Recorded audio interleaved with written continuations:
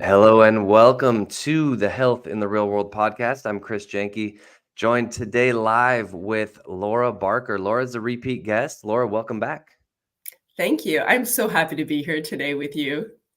I'm happy you're here as well. We're going to have a great conversation. We have about 30 minutes, and you're going to talk about positive intelligence. You are a coach at laurabarkercoaching.com. And for those of you who don't know me, Chris Jenke, I help people eliminate chronic pain. I've been a fitness trainer for about 20 years, and we do gentle stretches and exercises to get you out of pain. Laura, why don't you give us a quick introduction about who you are and what it is that you do? Yeah, so a little bit about me is that I'm a leadership and career coach. Specifically, I work with people who are in career transition and trying to figure out what's next for them. I lead with helping people develop a positive mindset. So I am so excited about this topic today because I think in many ways, the language that I'm going to use is common language today. For example, saboteurs, and you can imagine that's negative thought patterns. And we're going to talk about that as well as how to transition into the right brain, positive thinking. So that informs a lot of my work. That's awesome. And then let me just read real quickly the tagline or the description that we have for this episode, just to give a context. But I like that. Saboteurs, I'm interested to hear all about that. So here we go. So the ripple effect of positivity. Your energy influences the world around you. Learn how to radiate positivity and create a ripple effect of kindness and inspiration. This episode demonstrates the profound impact your attitude can have on your life and the lives of those that you touch. All right, Laura, let's take it away. Can we go down that road, saboteurs first, Yeah. or do you have an intro that you wanted to go down instead? I think No, you got it. You got it. let's do it. How do we sabotage ourselves? Let's do it. Well, the good news is there's not a million and one ways. With this model that I'm describing you today, there are 10, Okay. one of which is the universal saboteur. So what is a saboteur? As you can probably tell by the name, it's about our limiting beliefs, the ways in which we self-sabotage. So the one that everyone has around the entire world is the judge. Mm. We judge ourselves, which we're all familiar with. Yeah.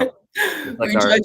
Yeah, go ahead. like our Yeah. inner parent. Is this like Yes, whatever the your inner parent? critic, inner parent. Yeah. Very What? often it is that parental voice. Yes, I hear that a lot.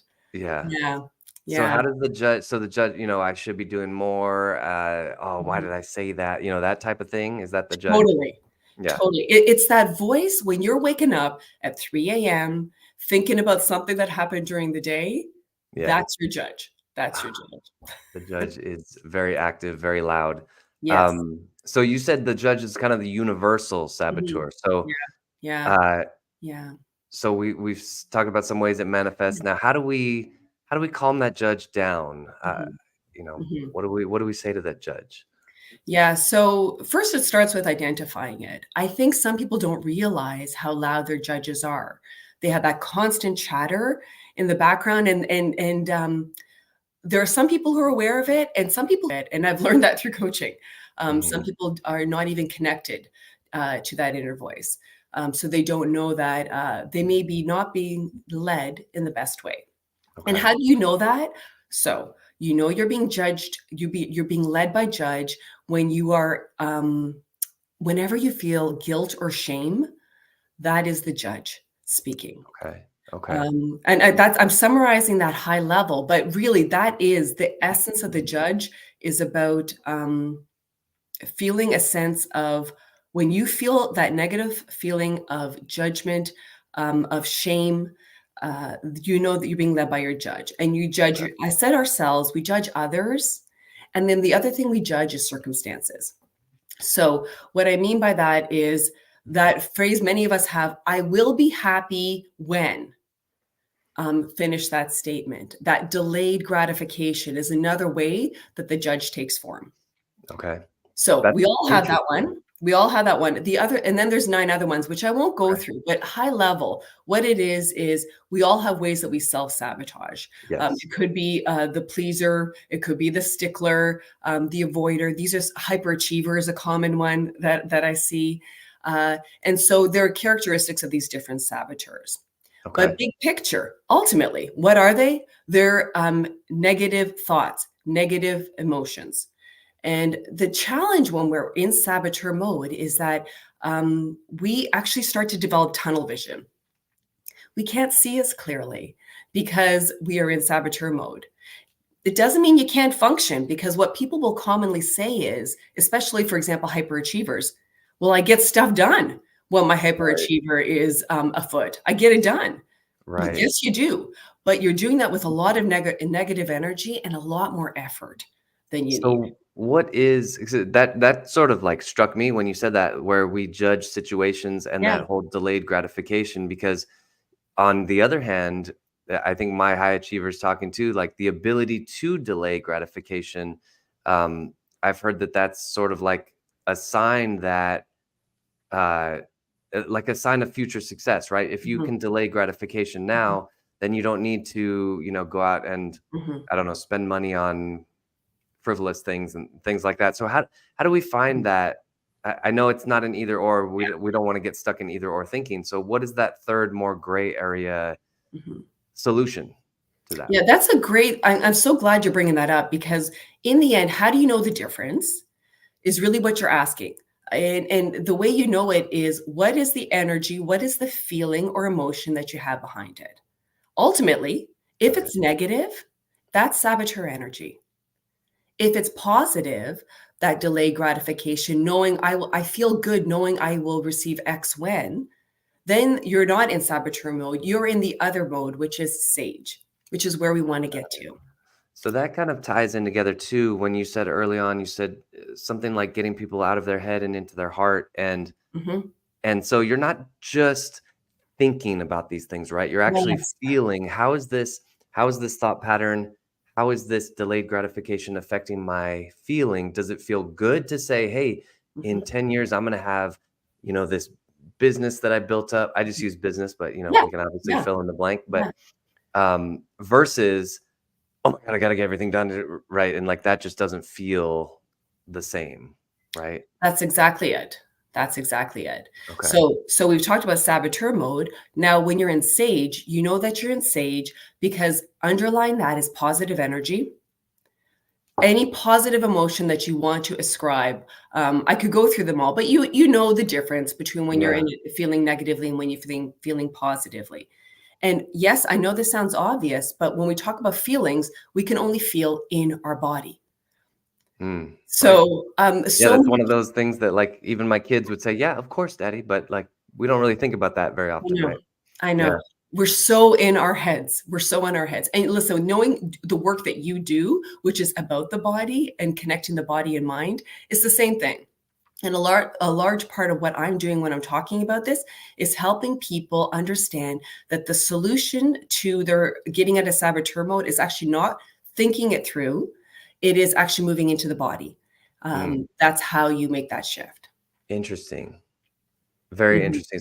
So gentle movements, or at least just becoming aware of feeling. I talk about this a lot. I say, like, roll your shoulders. This is just mhm, an example. Roll your shoulders forward. Don't think about rolling your shoulders. Feel it. And so, closing your eyes can be very helpful, because then you can mhm, really get in that feeling of the body mhm. and feel the tightness. I have a little story about yesterday. Yeah. This blew my mind. I've done a lot of work around this, and specifically like the either or thinking, trying to find that Mhm. sort of blend. And yesterday morning, I'm taking my kids to school. It's a long drive to school, and I was extremely frustrated. We were late. I hate being late, and I was just very frustrated. And I was saying things that I was instantly regretting, Yeah. right? You ever say that right to your Yeah. kids? Like, why did I just say that? That Mhm, was so stupid. So anyway, I made a few decisions. I said, first, I'm just gonna not talk. I'm mhm, gonna put on a song that I enjoy and I know the kids enjoy, and it'll calm everyone down. I'm just gonna not talk. And then I started talking to myself, asking myself questions. How do I feel right now? I feel pretty lousy. Mhm. Um, what are you focusing on right now to make you feel lousy? Oh, I'm focusing on the fact that we're late. I'm focusing on the fact that it's raining and the kids are loud and screaming and they forgot their lunch and 1,000 other things. How do I want to feel right now? Well, I want to feel good. I want to feel at least confident that I'm doing my best. Okay, I want to, and that took a while to sit in, but then it was again, okay, well, what do I need to focus on to feel that? Okay, well, I need to focus on the fact that I'm not going to see my kids for the next 8 hours and I'm probably going to miss them. So, okay, and so it was very interesting. And um, I was very, like, the judge just disappeared, right? I think that's why I'm saying this. The Yeah. judge disappeared. I was proud of myself. I'm like, okay, that was a very small baby win. Let's have more of those. So it was very cool to do that. And Chris, would you say that because you started this story by saying that you were listening to music, you put music on. Yes. Was that the access point for you to make that shift? That's a good question. It totally was. It Yeah. totally was because, Yeah. when you're driving, there's Mhm. only so many things you can do with your Mhm. body. Yeah. But, I think music is so Yes. powerful, right? And, Yes. pop in those AirPods and Yeah. just listen to what you like. Yeah. Yeah. So it's interesting as you're saying this, because I've heard this from others as well about music being a nice way to transition from saboteur to sage. And when we talk about the body, we're talking about more than touch. We're talking about sound as well, Mm. and sight. Yeah. And so music is a common one. Another sound one is when you picture when you're sitting here right now, listen to the farthest away noise that you can hear. Oh, I like that. Yeah, it's interesting because Yeah. if I become aware of it, it just got very loud outside. There's a big truck going by. That's very close though, right? Very close. Your sound's very close. The rain even feels like it's right here. It does feel kind of like everything's barreling down. So it's taking a little bit of, just go inside for a second. It's funny, even the effort to do that. I don't know if I even became aware of any sound because the rain is so loud. I don't know if you can hear it, but um even just the effort, it sort of feels like everything's opening, right? Yes, you get it. So cool. Yes, it's just about getting out of your head. And Yes. there's so many ways to do it, so many ways to do it. Exercise is the obvious one, but there are Right. lots of other ways. And music, if you're actually listening to the music, is a great way to transition out of those negative thoughts, which let's face it, they tend to be repetitive. You start to cycle, right? Or Right. spiral. Right. Yeah. Okay, so this is great. I love this, getting into your Mhm. body. We have Mhm. multiple ways to do that, whether it's exercise, sound, Mhm. um, even breathing practice, things Yeah. like that. Yep. What are some other strategies to make Mhm. that transition over? And then I think after that, Mhm. let's keep building the pyramid up, right? Yeah. We want to continue Yeah. that possibility and positivity. So, what are Yeah. some other strategies that people can implement? So another technique would be sight. And what I mean by that is similar to sound, it would be the idea of looking at something in the mid distance. Um, this act for me works better when I'm outside to look at something mid distance, but you could do it inside as well, the other end of the room, for example. Or Okay. you could put an image on a screen and just look at it. Let's say it's a flower, Hmm. and you look at it in detail, detail, detail. The fronds, the stamen, the pistil, like taking that time to really look at it. Yeah. There's as you're saying this, I'm thinking of when I was a kid. This is like definitely pre-phone, even Yeah. kind of pre-computer, right? Like we didn't have the technology, and we're like staring at phones Yeah. all the time. And I remember the feeling of boredom a lot, Yes. and just like look, and I would do stuff like that, just like look at a flower and just like, and it's like super boring, but you get into the details, and there's no stress at that moment. Mhm. And just kind of occurs to me that I think for thousands of years that's been childhood, right? There's no stress. You're just bored and you're just living your life. Mhm. And there's something that switches, right? We have all these adult responsibilities and we forget, right? Mhm. And I think even now, I think even children don't have that opportunity in this technological age. So it just occurs to me that one thing we can do with technology is set a timer, set an alarm. Yes. Hey, take a break, check out, right? Stare at a flower, do that. And Mhm. yeah, Yeah. okay. And again, it's simple, right? So simple. It's It's almost too simple. simple. No, but this is it. We want to make this is part of being human. We wanna make things complicated, but they don't need to be. Right, right. Um, it could be looking at a daffodil, like, that's Yeah. it. So what does that do? What does that do in the brain when we're so wrapped up on our phones, right? We're so staring at our phones, Mhm. but then we just take the time, put the phone down, and we stare at the daffodil. What is that doing in our brain, and how is that connecting everything? So what's happening is we're giving, ourselves some space Hmm. between, between an action or a reaction. Do you see that? It's like the difference between a reaction and a response. By looking Mm. at that daffodil for a period of time, I could tell you right away if I like it or I think it's pretty or not. But spending, I don't know, a 3, 4, 5 minutes looking at it, I could tell you a lot more about that. I could place it to a context. I can talk about the different shades of color that I see within it, and the thoughts that grow from it, because they will naturally evolve from that. It's about giving yourself space. And there's a guy named Johan Hari who wrote Mhm. this book called Stolen Focus. And so much of this book is talking about how we have been hijacked in terms of our ability to pay attention ultimately. So, what we're doing when we're talking about in this model of positive intelligence, we call this a PQ rep. That's the Okay. mechanism to transition from saboteur mode to sage mode, is to do PQ rep. Some people might want to call it mindfulness ultimately. But the point of all of this is to find a way to get present. Nice. And when you are present, you're not worried about the past, and you're not worried about the future, thinking about the future. That's the magic of being in the present. So, looking at that flower, you're ultimately present in the Yeah. moment. Nice. And then that, I mean, I know the answer because I've been in both sides, but Yeah. that allows you to focus more, right? That allows you to kind of get more in touch with Mhm. who you are and where you're going, right? By the way, the book, anyone who's watching Oh, that, I just found it on Amazon, so I yeah, will definitely be picking up a yeah, copy. Stolen Focus, that's awesome. yeah. Okay, so let's say somebody starts this program. Mhm, I'm always interested in how do we make this super actionable and very simple to mhm, put in our lives. So mhm. it seems like if we just say, okay, well, I'm gonna add I don't know, for lack of a better Yeah. word, a workout Mhm, today, and it's gonna mhm, be 5 minutes looking at something that I previously have just walked by. So maybe it's that flower, and we start with 5 minutes, and then maybe after that. Uh, mhm, go on a walk or something like that. So let's say we've added this into our lives for several weeks. mhm, We're getting really good at being present.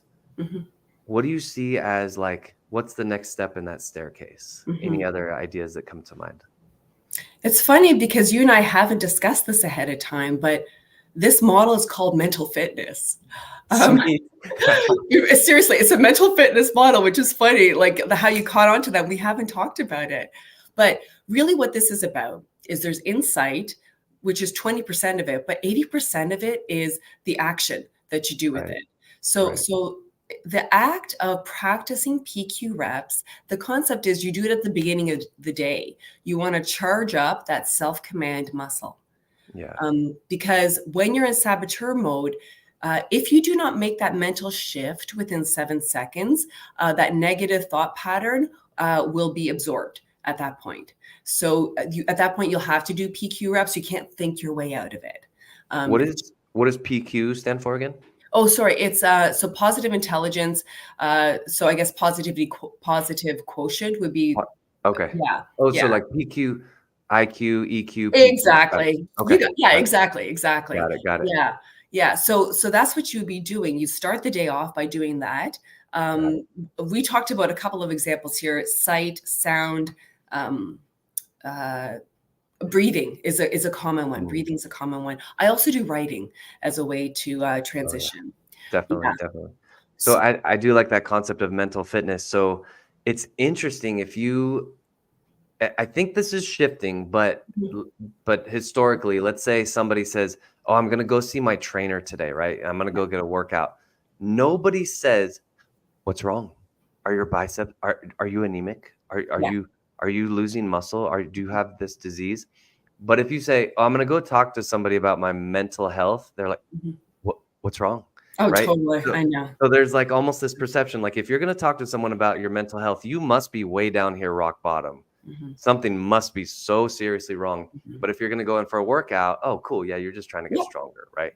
yeah, So I do like that approach that we're talking mental fitness, yeah, that it's always we're always seeking to improve it, right? And yeah. seeking to understand more about ourselves. Yeah. And, Chris, just to help you, we've talked about the saboteurs, but what is SAGE about? So, what's Yeah, happening is we're moving from left brain thinking into the right brain. And the left brain is great. So, it's a data processing center. It's really important. It's that computer where we're absorbing a lot of information. But when we're able to access the right side of the brain, we're accessing emotion, intuition, empathy.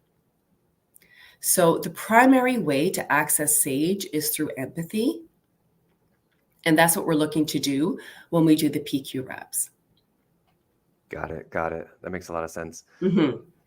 So as we are able to sort of like, I guess, put a little bit more of this under our control, Mhm. and then we're moving more into that sage. What are any other techniques to stay there longer, or Mhm. um, I'm trying to build this staircase in my brain to see Mhm. how.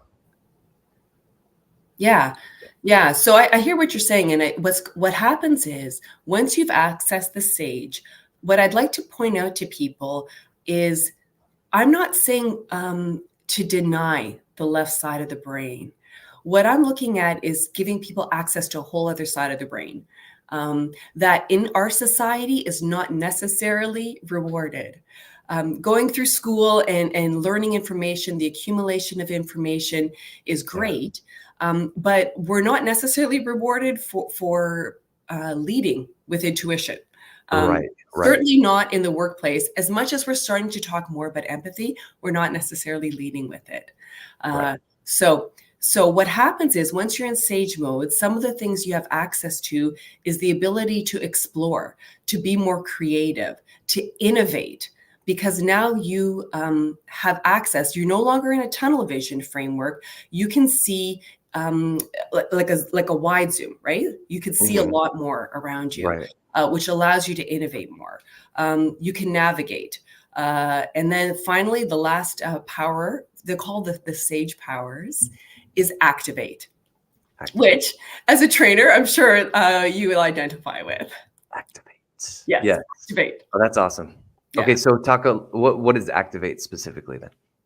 So activate is the final step. There's a process that we go through when someone someone has entered their sage mode, where we explore in coaching whatever has come up for them that day. So typically, what happens in coaching, someone comes to a session, and just like with a trainer, they say, like my back, I have back pain. They'll say, I am feeling burnt out, or I'm stuck. That's a common one. I'm stuck. So the goal is by the end of the session that they want to somehow know what their next steps are and hopefully feel a bit more unstuck. So the process is to start with where they're at, do some PQ reps to help them access their SAGE. And then once they're in SAGE, we go through these different steps. One is explore, which is understanding really the current state, what's going on. And then we want to go into developing some ideas of things that you could do. And you do also have to acknowledge what the saboteurs have been telling you, because unless you acknowledge it, sometimes it's hard to get rid of them. But then you can park it and then you can move on.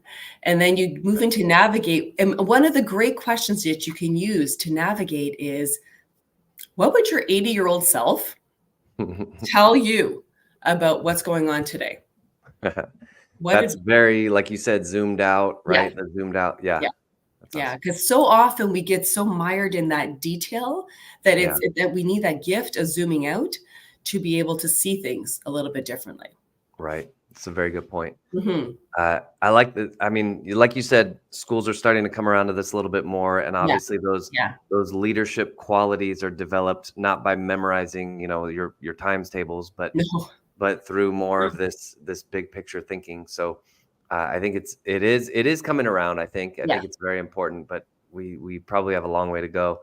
Laura, what do you recommend somebody do next as a call to action? Is there a video series?